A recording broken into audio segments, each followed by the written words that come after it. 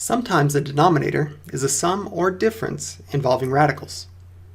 If the radical expressions are square roots, you can rationalize the denominator by multiplying the numerator and the denominator by the conjugate of the denominator. Problem 6. Rationalizing the denominator. How can you write the expression with a rationalized denominator? Well, the expression is 3 times the square root of 2 over the square root of 5 minus the square root of 2.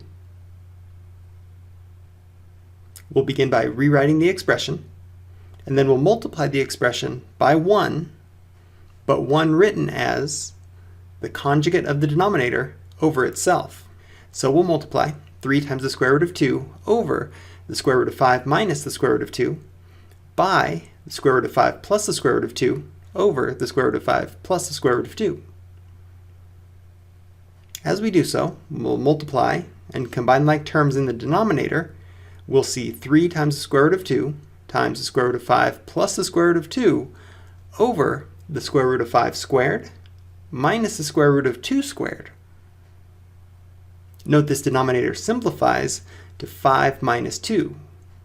In our next step, we'll distribute the square root of 2 in the numerator.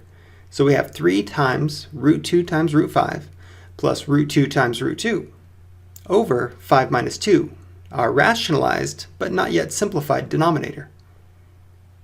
The numerator now becomes 3 times the square root of 10 plus 2.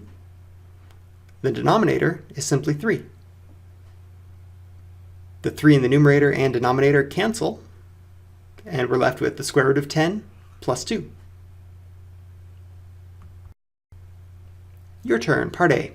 How can you write the expression 2 times the square root of 7 over the square root of 3 minus the square root of 5 with a rationalized denominator?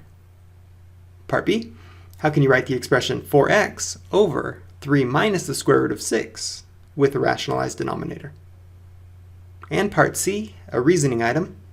Suppose you were going to rationalize the denominator of 1 minus the square root of 8 over 2 minus the square root of 8. Would you simplify the square root of 8 before or after rationalizing? Explain your answer.